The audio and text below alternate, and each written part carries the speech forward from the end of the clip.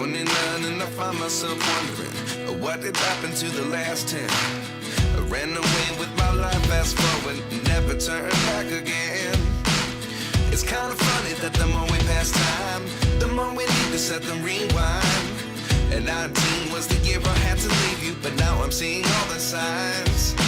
Is this really happening? I can't believe it's true. I'm just as surprised as you. Is this really happening? I can't be too sure, but one day I'll be yours again.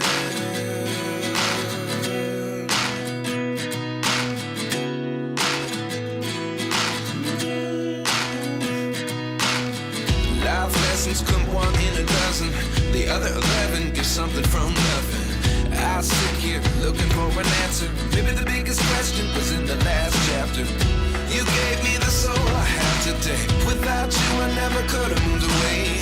But now I seek what you teach. I do believe I always should have stayed. Yeah.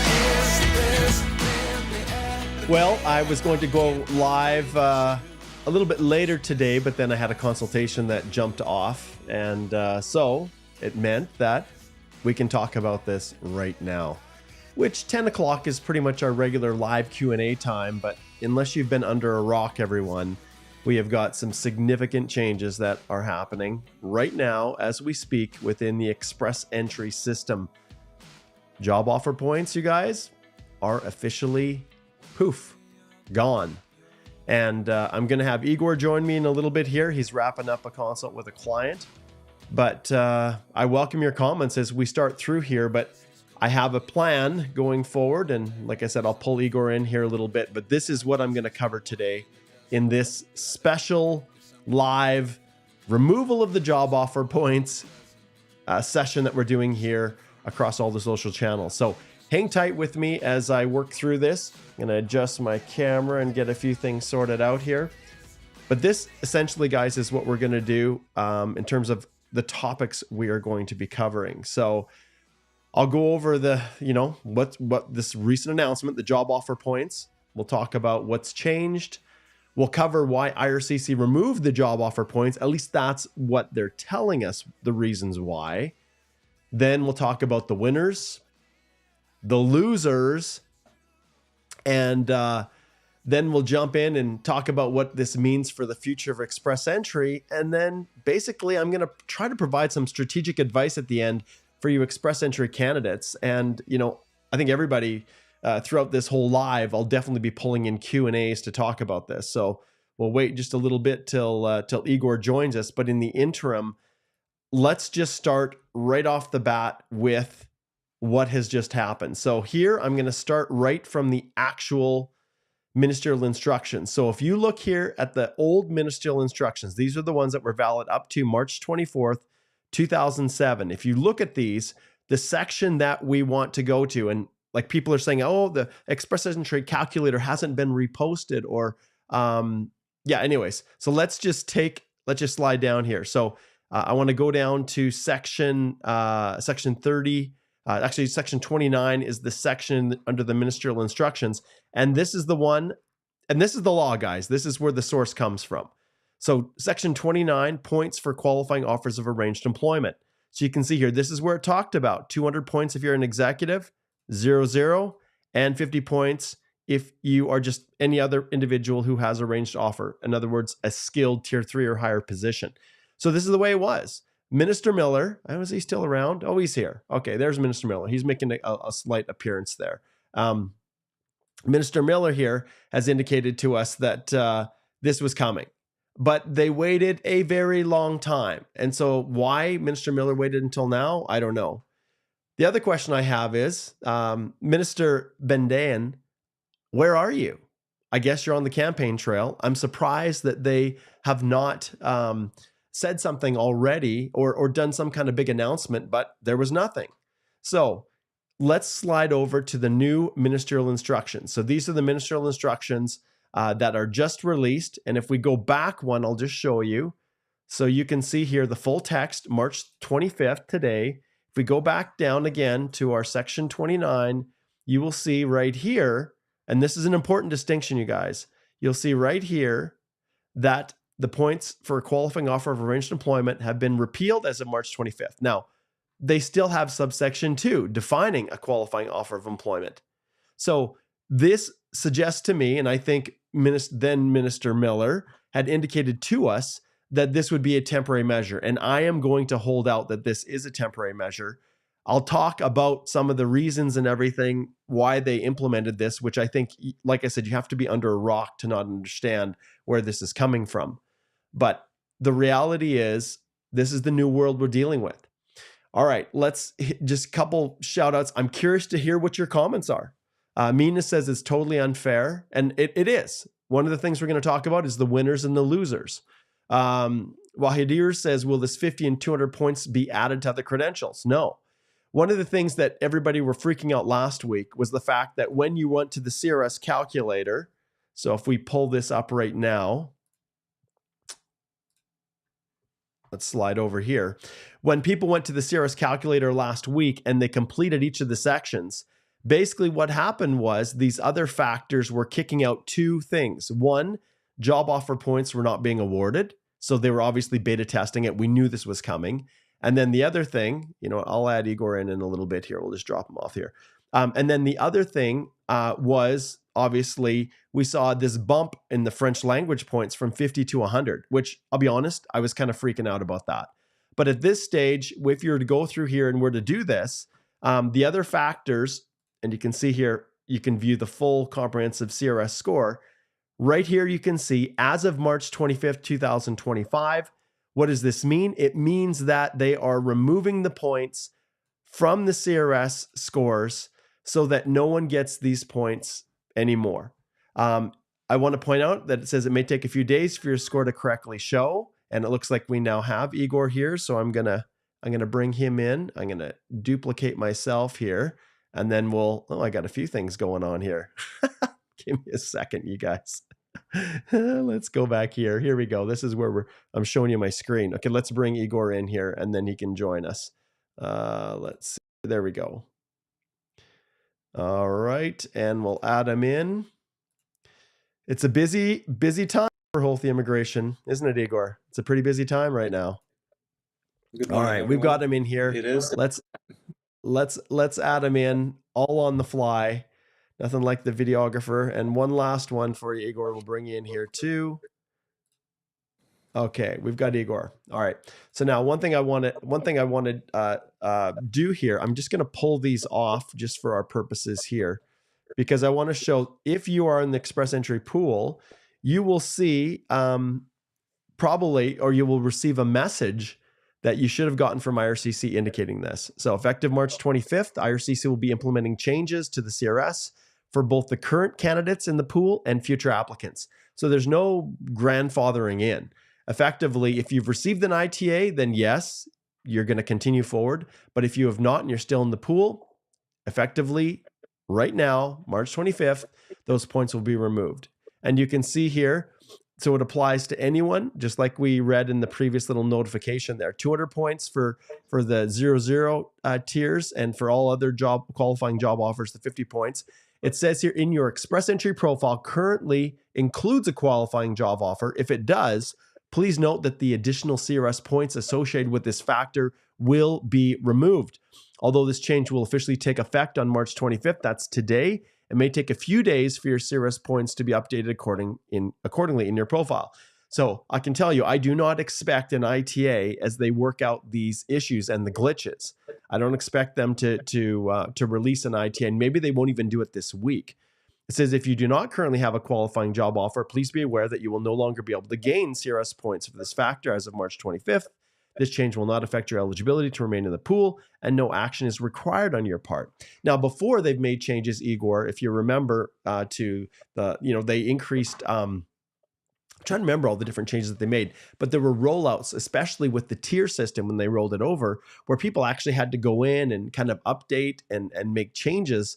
And there was a long period of time where it took the system, I don't know, probably it was almost 2-3 weeks before it finally got things sorted out with the glitches that were caused just by rolling over from from the NOC 2016 to the NOC 2021. So Igor, what do you think? And right off the top of your head, like, how do you think this is going to impact from a technical standpoint, people trying to go through the Express Entry portal and just using, completing their profile and then waiting for these points to actually show up and reduce their scores? Like, how do you feel about this? I think there will be first some confusion, because this is, again, I keep talking about the same thing over and over again. Like, the bigger the change, the less fuss they make about it. And we knew about the reduction in LMIA points for a long time, but there was no communication explaining how to complete the profile or what to do should this change come, right? And even right now, they let us know, yes, we've reduced the points, but there's little guidance as to how people should answer the questions in their profile, if the question will even remain in the profile or in the CRS calculator. Because even right now, if you go to the CRS calculator, it still asks if you have an arranged employment, which also doesn't make any sense, right? Like, if you don't include this in the calculation, why do you even ask about it? So it's hard to see how, like, it's hard to tell how it will be implemented from a technical standpoint in the profile and the calculator and the EAPR. But for people, it will create a lot of confusion at first. And I think I would agree that we will not probably see an ITA this week, because they will be testing it out. And likely the next draw will be relatively small, so that they can play around and see how it actually works. Like a test draw. Like, that's my prediction. I think we had something similar when they added extra points for French. So they want to test it out, want to make sure it works.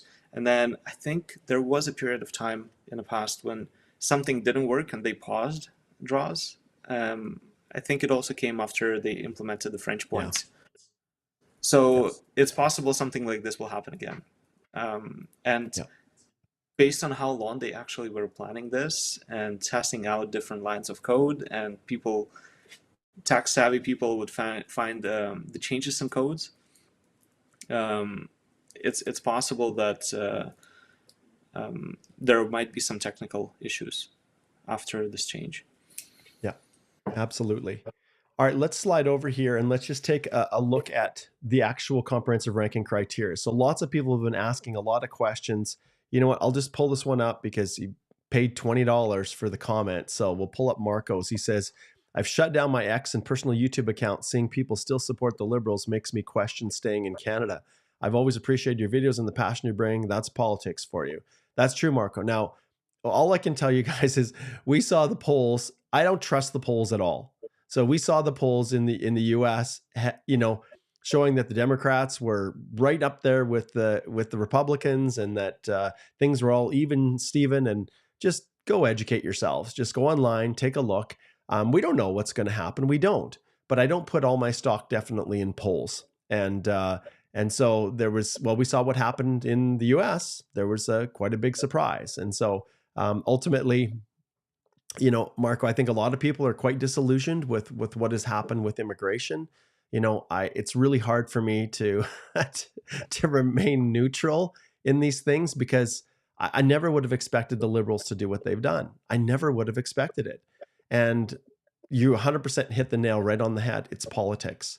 And so are these changes, what purpose are they serving? Well, the main overriding principle right now for the Liberal government is to remove as many people out of the country as possible, millions. And so if we look at Minister Miller, his repeated comments about where things are from an immigration perspective, we have not heard much from the new Minister Bendayan here. But the reality is, when the election comes, we'll see how it all plays out.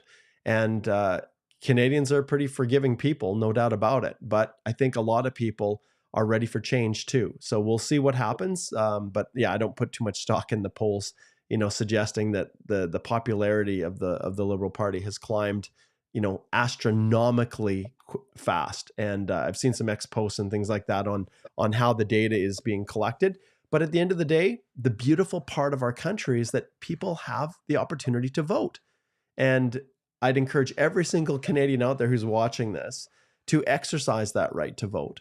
And that's the beauty of a democracy, is the ability to choose who our elected officials are. And whether the new government is formed by the Liberals, a majority, Liberal minority, a conservative majority or conservative minority, whatever it might be, the reality is we are so privileged to have a free and fair election.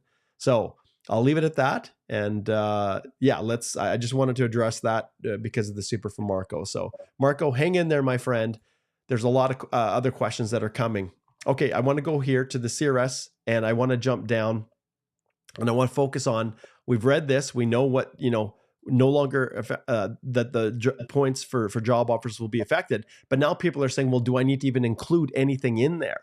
Is there anything to be gained by including it? So what isn't changing? If having a valid job offer is part of your eligibility criteria, this won't change, okay? This includes the Federal Skilled Trade Program, the Federal Skilled Worker Program, some streams under the provincial nominee programs. You should still include the details of any job offers in your express entry profile so you stay eligible for these programs. So what this means to me is that when you are getting into the pool and you are looking for points under the Federal Skilled Worker Program selection factors, this suggests here that those will still form a part of the minimum entry criteria to get into the pool. So job offers may be gone for the purposes of the comprehensive ranking system, which is this right here. But for eligibility, if we just pull up here, 67 points. What's that, sorry? The 67 points. Yeah, exactly. So the eligibility, the selection factors within the Federal Skilled Worker Program, let's see if they've updated it. Well, no, February 12th, they haven't made any changes. Why? Because they don't need to. What we're talking about here is the arranged employment in Canada, these extra points that you can get towards the 67-point pass mark for the Federal Skilled Worker Program. So these appear to still be here and not removed. And so when it comes to, like I said, when it comes to the need to continue putting job offer information in, you're not going to see it stripped away. What is being stripped away is those other additional points. We scroll down here, the additional points, you can see no longer do we have arranged offers of employments, the 50 or 200 here. Now, one other thing that people had asked about was this, the French language. So if we go here to the Ministerial Instructions and we slide down a little bit further, you guys can see here, we'll get to it, siblings, this is alive and well, all right? So a maximum 25 points if you don't speak English or you've got a low level of English. And then if you speak, French at a CLB level 7 and at least a 5 or higher in English, then you're going to get the full 50 points still. When we saw last week, Igor, I posted it to you. Someone had shown a little update on the CRS calculator that showed 100 points being given for French. I just about passed out, but fortunately, that was, at least at this stage, we have not seen that change occur. So that's positive. But yeah, so this is what we're looking at right now, guys. And Igor, when it comes to the points, one of the things a lot of people are asking right now is, what is this going to do to the round of invitations? And it's, everybody's interested in this. So if we just go back in here, let's pull up next on our list here. So we've talked about what changed. Now, I guess one thing, can you address why IRCC did this in the first place? So we know this was brought up here by previous Minister Miller, but why? Why did they feel the need to have to remove the job offer points? Yeah, so there are many reasons. I think one of the reasons is the crazy corruption and crazy fraud that goes on in LMA realm.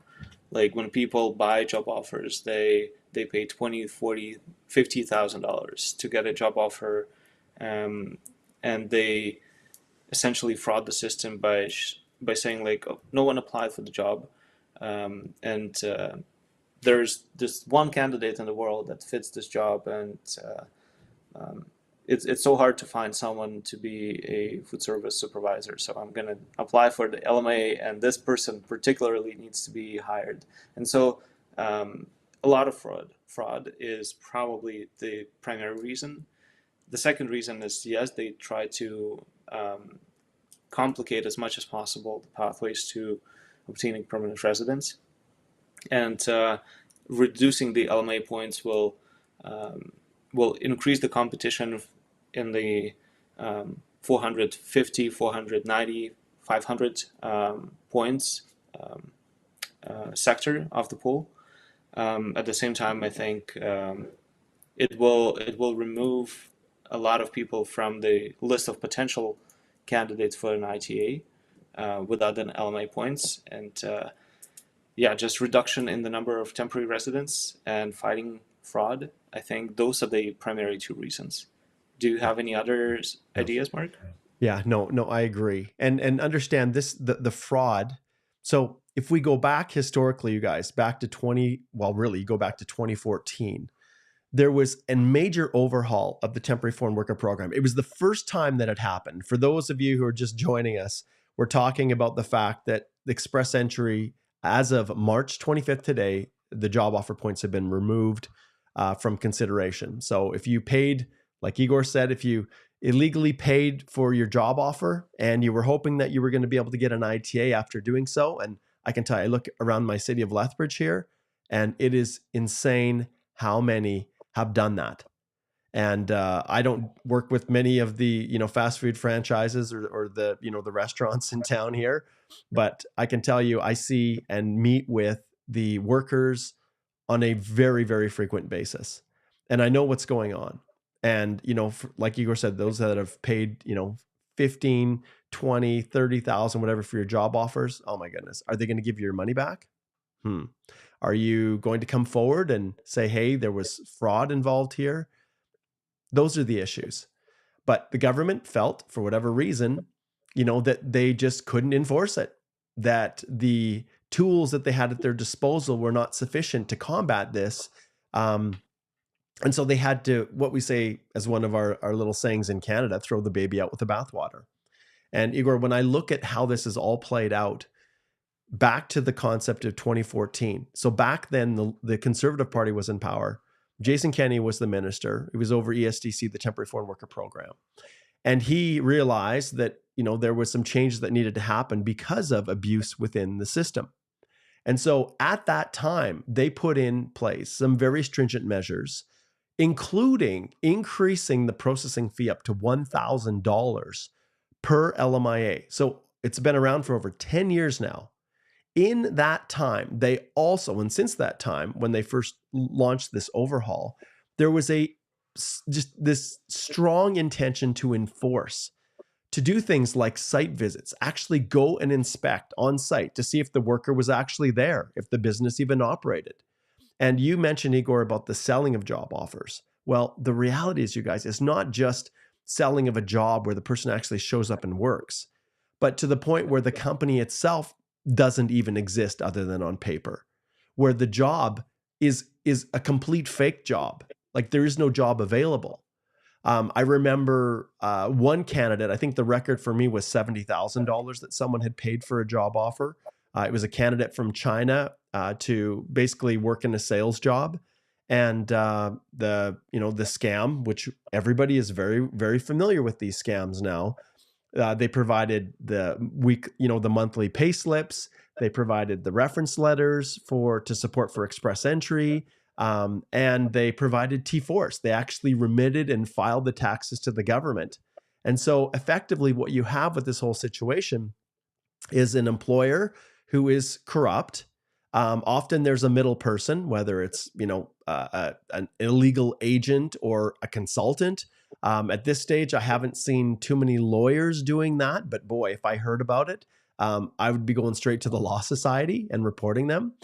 But at the end of the day, these job offers are, the one person that is as complicit as anyone else in it is the foreign worker themselves. And so if you have everyone who is breaking the law, no one has an invested interest in coming forward and disclosing. So I think the government realized that they just couldn't get the evidence to go after businesses because the workers were complicit with what was happening. And who is going to come forward and say, yeah, I paid illegally for my job offer, and everything is a scam?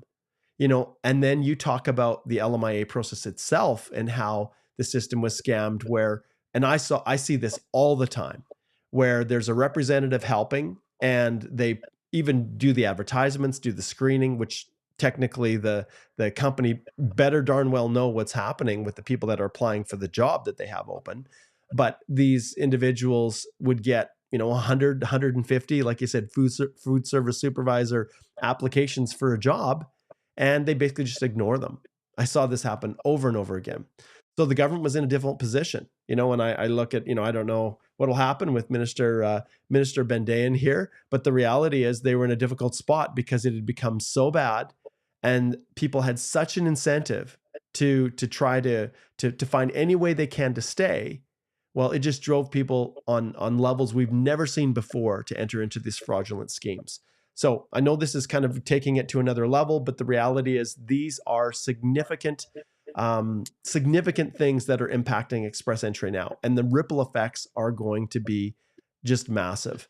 And remember, I'll finish with one thing, Igor, and then I'll turn it over to you. Yeah. And one thing I want everyone to understand is that this affects all job offers. So it's not just the LMIA process, but it affects all of the employer-specific workers who are on employer-specific work permits under the International Mobility Program, your intercompany transfers, your CUSMA professionals, if you have C11 or C10, workers. So did they go too far? Well, I'll turn it over to you, Igor. Yeah, I think it's very heartbreaking for many people who would count for those points to get ahead of most of the candidates in the pool. But at the same time, if we look at the CRS factors, CRS criteria, right? They are designed to sort out people who don't have skills necessary to succeed in Canada. So your language, your education, and then yes, they look for adaptability factors like family and so on. But the work experience, your language and education, and your age, perhaps those are the 4 factors that determine how likely you will succeed in Canada and contribute to the economy. And so the job offer points, yes, they were a significant, an indicia of your likelihood to successfully economically establish yourself in Canada. But at the same time, it created this backdoor. So people who are willing to fraudulently obtain the LMIA were advantage compared to those who were following the rules. And I have so many consults with people, and they're saying I have master's degree, I speak perfect English, I have work experience outside Canada, inside Canada, I'm young, but how do I get the points? And the only answer for them would be to get an LMIA. And they're saying I'm working in an occupation where there's a lot of competition, or even if there's not a lot of competition, my employer is not really supportive. So essentially they place their fate in the hands of their employer. The employer is not willing to support them, but they're awesome people. They are very high skilled, and they are out of luck because while they cannot get an LMIA, someone else pays and gets an LMIA and surpasses them in their score. So I think long term, it might be a good decision to level up the rules for everyone. It's just based on your human capital score, human capital, education, work experience, language. I think those are the most important things, because the employer exists today, and then 2 years later they close their business, and then what does the LMA points what do they actually serve? These points.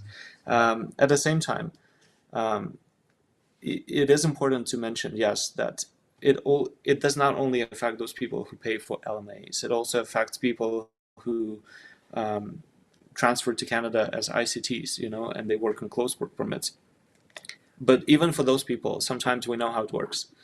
Like, oh, you cannot qualify through economic immigration program without a closed work permit, so we're going to transfer you. So it kind of like creates this extra advantage for those people who know the right people, who are willing to do the right things, sometimes not the right things. That's the problem as well. Yeah. Yeah, absolutely. It just opens the door for a lot of corruption. So if we talk about who the winners and the losers are, obviously the winners are anyone who was not scoring high enough with respect to the rounds of invitations to get drawn without those extra 50 or 200 points. So who were not eligible right off the bat? Well, it was anyone who was on an open work permit. So ironically, this really, of all the people, if I was to say who benefits the most right now, it's the post-grad work permit holders who are on open work permits, because now no longer are they having to compete against individuals who have those extra 50 to 200 points. And obviously young post-grad work permit holders who do not have any foreign work experience, who are just entering the labor force, well, they're also they're not going to be as benefited by this as the individuals that had come in with previous work experience, who may be even just a little bit older, but have the foreign work experience and have been in Canada for at least 2 years. Like if I was to identify the people, what this change really impacts as much as anything is that it's still not hitting the youngest, least work experienced foreign nationals.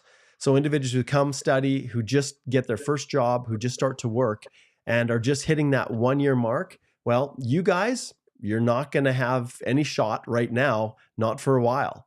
Because even with your core human capital factors, there are people, it's the people who actually came through, Igor, to study as a second career and to use the international student program as a mechanism to get express entry. The individuals that are in their, well, obviously, if I could see the perfect candidate, it's just like we cover in the course, Igor. The perfect candidate is someone, and I'm going to leave aside French. Okay, I'm just going to leave aside French for now. But the perfect candidate is someone who is 29 years old, has a master's degree, 3 years of foreign work experience, and at least a CLB9 in their English. Okay, so that's from an Anglophone standpoint, that is the perfect candidate now, because once they've come to Canada with those, credentials, they take another program, or maybe they did their master's here, and then they get another year of Canadian work experience, which boosts their score another 35 or 40 points, depending on if their spouse is with them. Those are the individuals who have the foreign work experience that are going to get drawn first. They're going to have the first crack at this drop in the rounds of invitations. And I want to shift back here and just move over to this and just talk about this just for a little bit as soon as I find the right screen. So we know last week, March 21st, they did another French language one. Okay. A nice little tiny one of only 7,500 and, this massively high score of 379. Okay. I'm being a little facetious, you guys. I can't help myself. But the reality is here, if we take as of that date and we look at the score distribution, many people are asking, Igor, how many of these, and you can see 501 to 600, they don't break it down, which is really irritating. But there are 25,522 people in this range. So if I was to ask you, Igor, and we pull up our magical crystal ball right here, how many of these people in the 500 range do you think are up here because of a job offer? So if we're looking at this 25,000, like how many are up there with, as a job offer? I would say absolute majority. And the reason why is, like, Mark, if you can open a new tab with the CRS calculator. Yeah, already there, my friend. Let's create an ideal candidate and calculate how much points you can get without an LMIA. And let's be realistic, without the certificate of qualification. Okay, right off the bat, you got an advantage if you're single. So we're going single. How old are you? Okay, just like we talked about, 29 years of age. Your level of education, We need to give you at least a master's to max, but we could do a doctorate, but that's pushing it, Igor. There's Like, very few people. 29 years of age, doctoral degree, 3 years of work you're not going to be experience. getting a doctoral with 29, but you can with a master's. So we'll work with that. Have you earned a Canadian degree diploma? We'll say yes. What should we put here? We've already got a master's. Let's say they did the master's here. Okay. Let's say they did it. So we're maxing the points, guys. Official languages, of course, we are going to have this person a rock star French speaker. So we're going to crank this up to the highest level. And it doesn't matter what we choose. Do you have other languages? Yes, we're going to do the CELPIP as well. Well, lots of people are familiar with the IELTS. I guess most people are probably in Canada CELPIP anyways. Let's do CELPIP, Mark, because it's easier to align it with the CLB level. Do you wanna max it? Should we max it out? Let's max it and then play around. Let's pimp this baby out. This guy. Oh boy, we're gonna load up this person.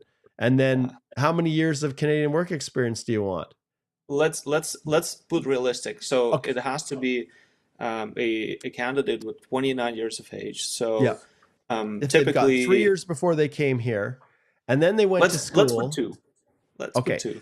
2 years there's a reason we put 2 years, you guys. Because once you hit 2 years, if we just slide over here to the breakdown of points, within the skill transferability factors here, if we break this down, the reason we put 2 years is because once you hit 2 years with Canadian work experience, you'll see right here, it jumps those skill transferability factors when you have good education here, and in our case here, a master's level or professional plus 2 years is the difference really in 25 points between having 2 years versus 1 year. So that's why we're kind of focusing on that. Okay, in the last 10 years, how many years of foreign? And once again, we're going to go with 3 years for the same reason that we did on the other one, because once you hit 3 years, if we go to the